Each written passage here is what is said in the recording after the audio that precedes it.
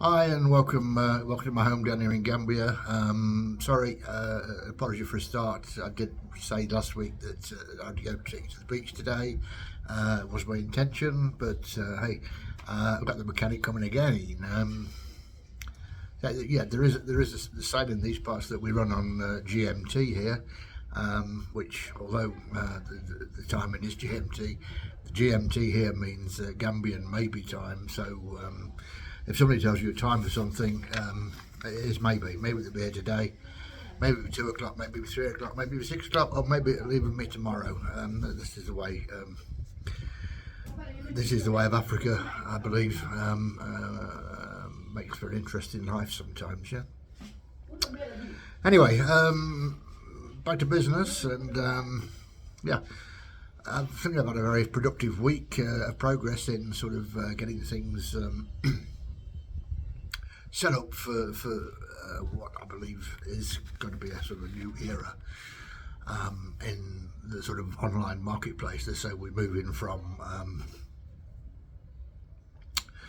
Web 2.0 to Web 3.0, which is Web 3.0 is a more inclusive place where it's going to be more about communities and things like that, I believe. And more about that later. And I have, there's a post on my blog as well about the difference between Web 2.0 and Web 3.0.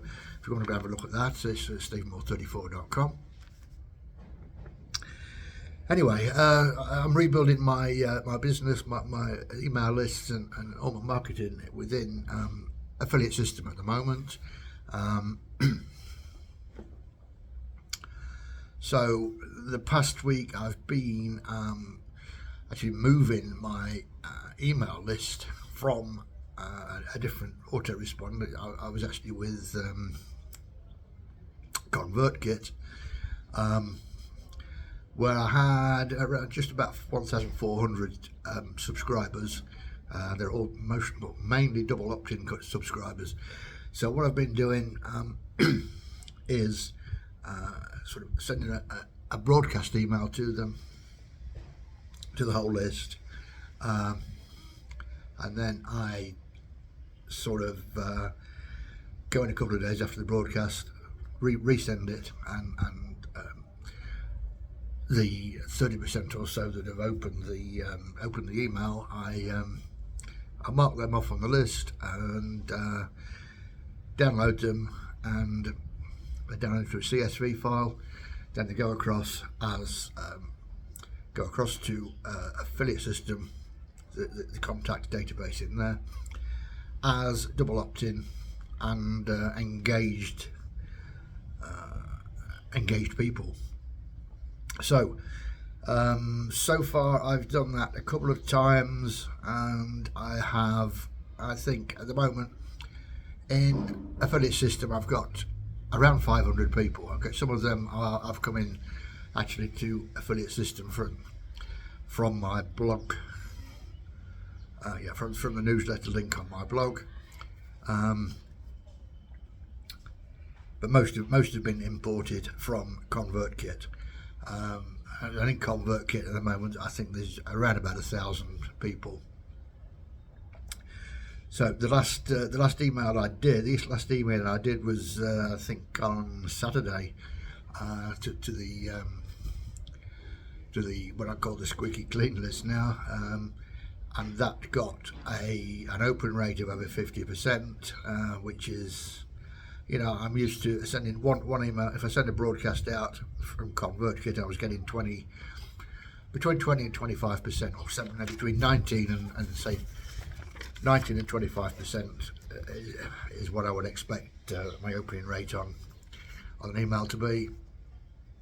The email obviously that's gone out went out on Saturday, went to double opt-in people who had engaged with my emails in the last 30 days. So it's going to be built that way. It's going to be maintained that way. The email list will be people who have double opted in and also have engaged in the last 30 days in some way. I continue to go to ConvertKit as well, to the people that's left in there. My new people are still going in there as well, so they will obviously be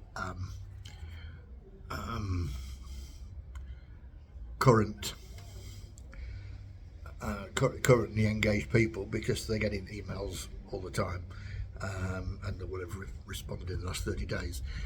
But anyway, at the moment I'm getting, I think the first email that went out on Saturday to the whole list, 1,000, so around about 1,000. Opening rate was amazing. I think it ran down to 6%, which is sort of wheedling out the people that I don't really want on my mailing list at the end of the day, because if they're not opening emails, they're not buying anything. So although it's nice to say I've got an emailing list of 1,000 whatever people. If they're not opening your emails, well, that's just vanity. At the end of the day, it's just vanity. So you need people on your mailing list these days who are going to open it and are going to engage with you. So yeah, so I say 1,400. I had 1,400-ish, just over it in ConvertKit. And I've now got 500 in Affiliate System, which is my core email list now, and I expect to add maybe another maybe another 100 I'll get from that. I don't know. I'm going to keep obviously emailing that list every week for the next month, I would guess, and then until nobody's engaging with the emails, basically. So we'll see how at the end of the day how many unengaged people I had in there. Be interested to know. Anyway, Affiliate Systems also got a social media manager, so where you can prepare your posts in advance. Now, I've been doing that for quite a while now. I've done it for two of my companies. One of them no longer here, so I've got one just my affiliate marketing business now, and to a lesser extent I do my Facebook ad agency as well. Anyway, so I post every day to Facebook business page, a Facebook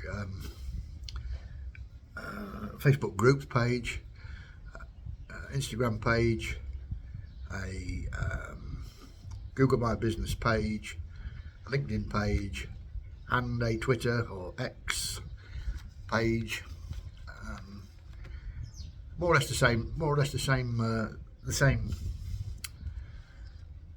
email. Sorry, more or less the same post, but you can sort of tinker about and do them individually anyway. The system I've been using was viral dashboard. It actually costing me $60 a month. I don't know why, because I think it should have been 30, but I seem to have been paying $60. But I don't know whether I upgraded to something that I didn't really want, or I don't know. But anyway, I've cancelled that because this I can now do all of that scheduling in Affiliate System, which saves me. That saved me at least. Well, it saved me $60.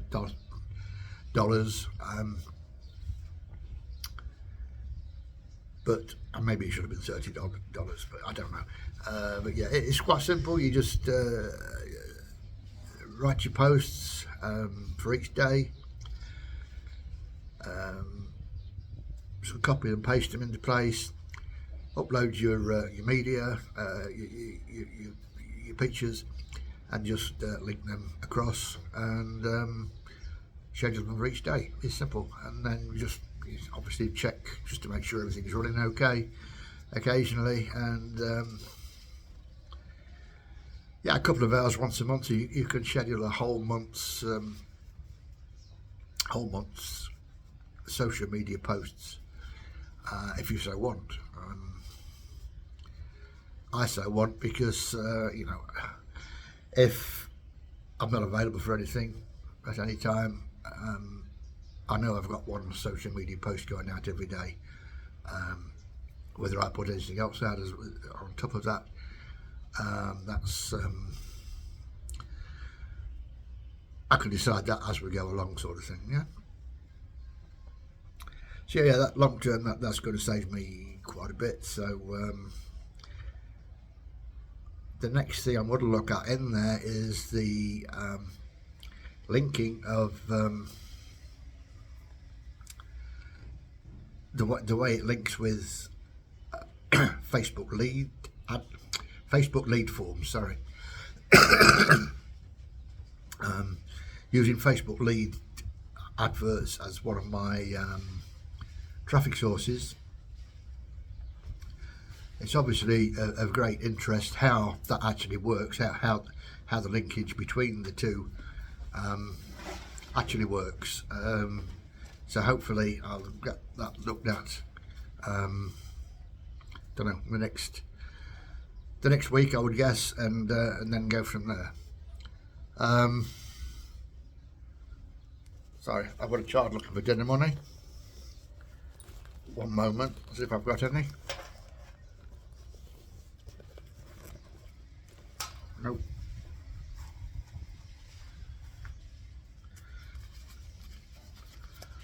Sorry about this.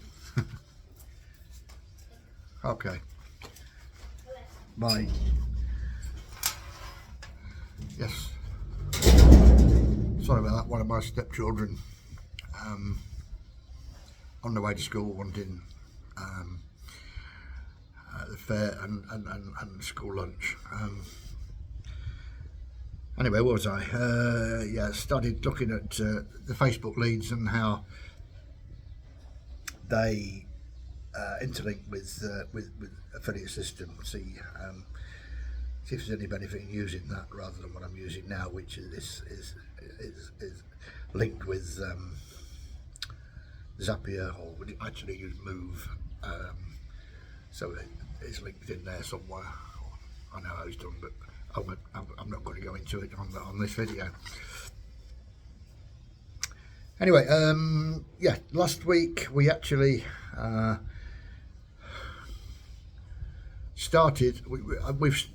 I've joined a mastermind of people in the affiliate marketing scene. They're all about the same sort of level as what I am. We're all about the same level, and we decided to check in once a week. We have a get together on a Wednesday evening, and sort of go on a Zoom and sort of compare notes, see what we're doing. I think if you're able to do so, I would highly recommend getting into sort of a small mastermind group. We are 5 people. So we spring ideas off each other. Some people know something a little bit more about other things than others do. So it's a sort of it's a joining of knowledge.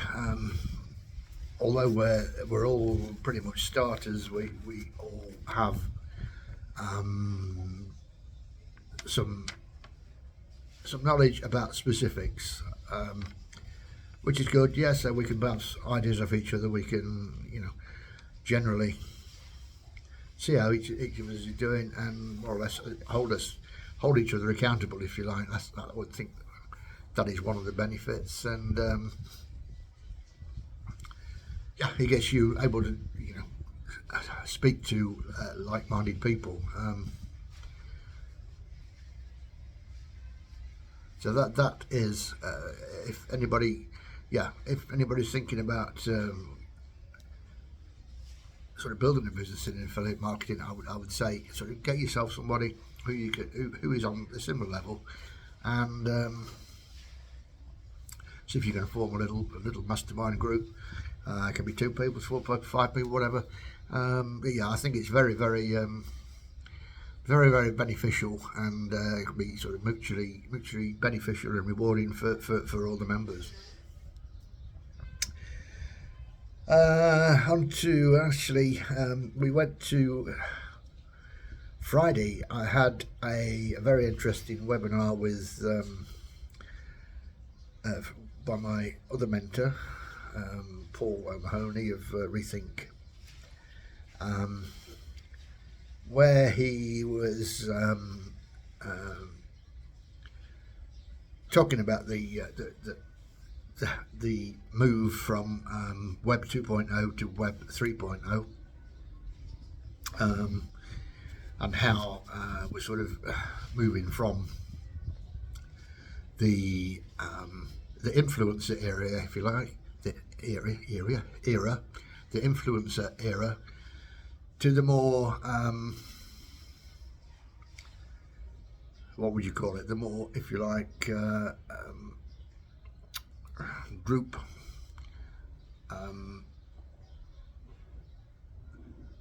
and communities. Sorry, I made it right. Groups and communities culture, where sort of people join together in communities online, a bit like we do in real life, basically. Yeah, so I think communities of some description are going to be very, very vital in the future, and I think everybody,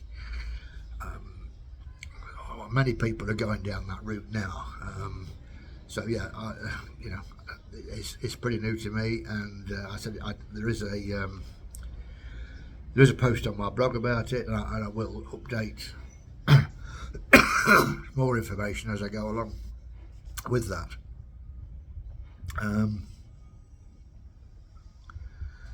So that was followed by a very interesting training or webinar, whatever, on mindset, by a guy called, what was he called? Robin Banks. Now, a strange name, I thought. Sounds more like a dodgy profession rather than a name, but yeah, very, very, very lively character, very zany man. But he taught a lot of sense about mindset and the importance of a positive mindset for any business. It's something that I've discovered myself, obviously, that if you don't have a positive mindset, if you have some negatives in your mindset, it can stop you achieving your goals. So I think, as we all know, everything begins with a thought, and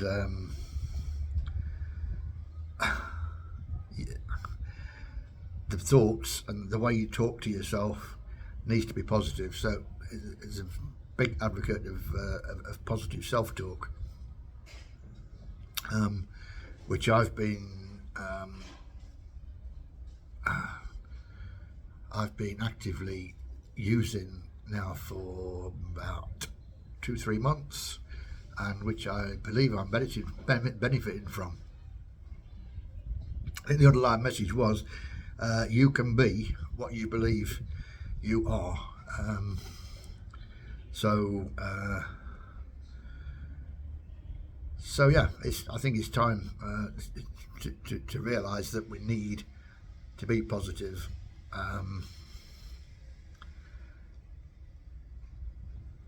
and to make sure that we're talking to ourselves the best way we can.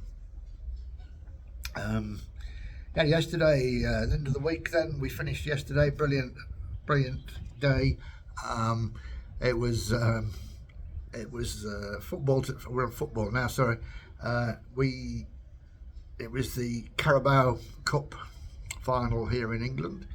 That's the soccer, football, whatever you want to call it. Yes, Carabao Cup. It's the EFL, English Football League Cup, sponsored by Carabao. That's the energy drink, not the not the Filipino water buffalo. Anyway, my team Liverpool won against all the odds really, I suppose, because I think there were 11 first team players injured, including sort of 3 sort of world class players. So they had young kids playing. Well, young kids, they were sort of 17, 18-year-olds, a lot of under 20-year-old boys playing. Sort of people with big reputations, but they won 1-0 in extra time or overtime, whatever you want to call it, wherever you are. So yeah, really great day for the team that I follow. Right, and what have we got else to say? Yeah, one negative this week. I've been pulled up a little bit about my spelling. And looking back at some of the things I've put out recently, I've made a few spelling mistakes. I admit it, and I'll go back and I'll sort it out. It's maybe something I need to sort out big time because it is sloppy. But it's not the end of the world. I don't know how I lapsed into these things, but because I used to be pretty meticulous about it, and it does irritate me that some of the English language is being changed. I don't know about the rest of the world, but here in England, sort of words are being changed to different words, like should have has become should of, have has become of, should have SHULD apostrophe VE has become should of. Even on the BBC they do it. It used to irritate me to death, but I thought, well, come on. It's all evolution of the language, I guess, and but yeah, spelling isn't the be all and end all, I guess, but it does give a good impression if most of your words are spelled correctly, I guess. Yes, lesson to make. Proofread your stuff a little bit better, Stephen,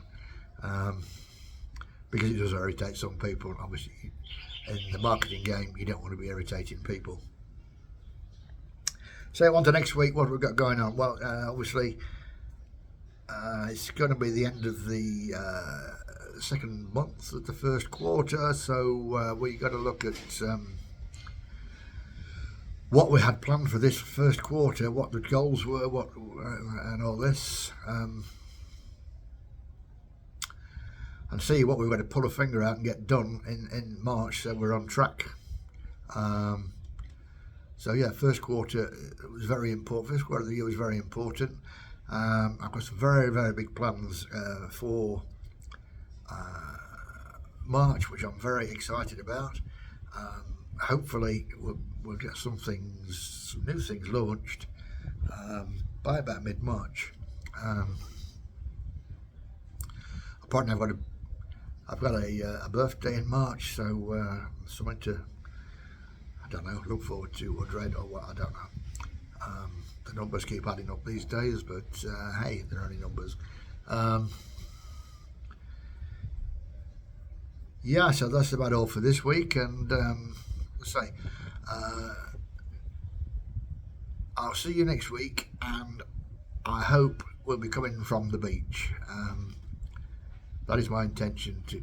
I need to get to the beach because I want to film some creatives for Facebook adverts, actually on the beach. So yeah, so join me next week from the beach. Okay, thanks for watching, and cheers, bye.